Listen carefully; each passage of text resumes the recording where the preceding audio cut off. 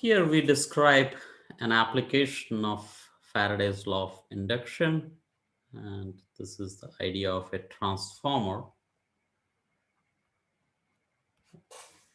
So what we have is a transformer in very uh,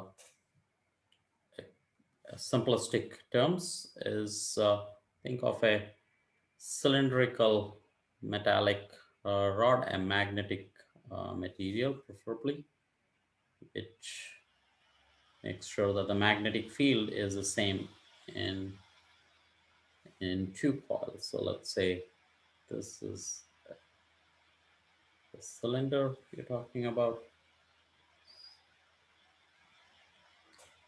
Let's have a coil wound on one end. So that's a coil,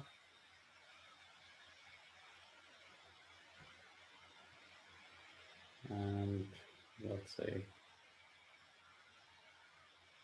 and it is attached to a battery, let's say. So this is an actual external source, not an effective source. This is an actual external source. Let's call that V1. And there is, let's say there are the number of turns in this coil is N1. There is another coil, let's say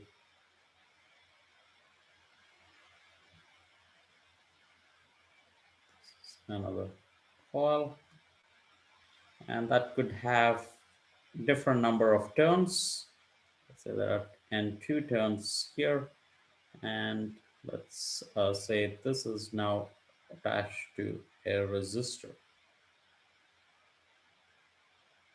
But it should be noted that these two coils are not connected. These are insulated wires, so they are not really connected to each other, and we do not expect, naively speaking, the current from one to get into the other. So there is a current I1 in here, and there is a current I2 accordingly that flows in the second loop. One should pretend it is best, ideally speaking, where N1 is really overlapping into their wound in such a way that they have the same region of space in between them. If they have the same region of space, the magnetic field will be the same, the area is the same, so the flux in the two wires is exactly equal. So that's the key point. If the flux is the same, the rate at which the flux is changing in them is also exactly the same. And let's also say the negative rate of change of flux in the two coils is exactly the same, which means using Faraday's law of induction, if there are more number of turns, we should have V1 over N1. Remember, rate of change of flux times the number of loops is equal to the induced voltage. And in this case, so that's V1 over N1, which is actually producing the flux. That's a source of the flux if you want, because voltage is causing a current and the current leads to a magnetic field in this region. But that has to be exactly equal to the flux in the second coil, which now is an induced voltage, V2 divided by N2. This leads to immediately, if we can get part A of the problem, we have N1 over N2, which is V2. So N1 over N2 will be equal to V1 over V2, and V1 is 120 volts and V2 is 10 volts, which leads to 12 as the ratio of the number of turns between the two sides of the transformer. So V1 is 12 times V2. Once we have the voltages, induced voltage scaled by the number or ratio of the number turns between the coils.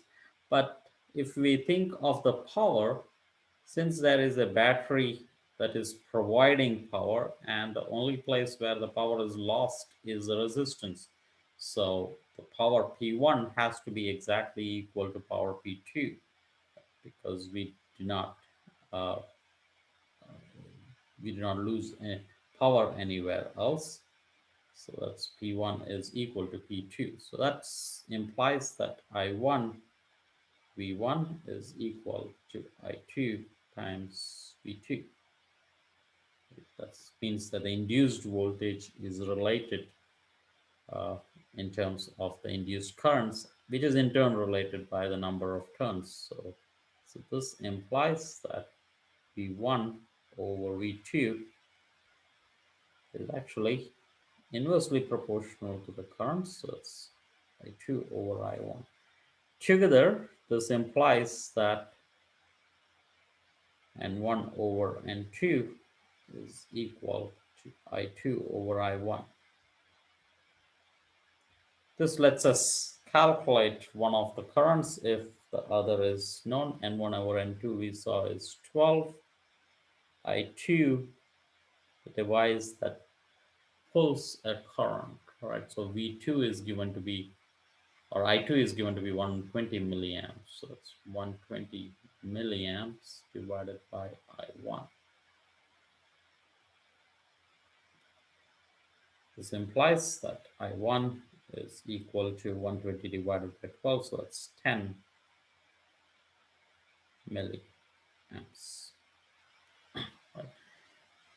That's an immediate application of Faraday's law, which is seen all around us. We use the transformer to change uh, the voltage that comes out of the wall socket and to reduce it to, let's say, 6 volt or 10 volt as far as much as desired in the device we are using. Let me stop